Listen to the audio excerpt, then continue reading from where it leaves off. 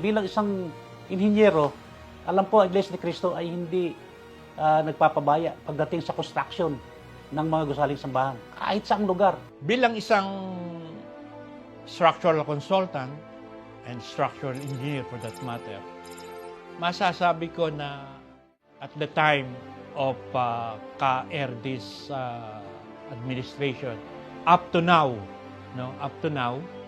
sa pamamahala ng ating tagapamahalang si Ka Eduardo Manalo, sinusunod po yung ma-meet natin yung highest standards. At nakita ko naman na nakamit tayo sa high standards sa pagpapagawa ng ating gusaling sambahan.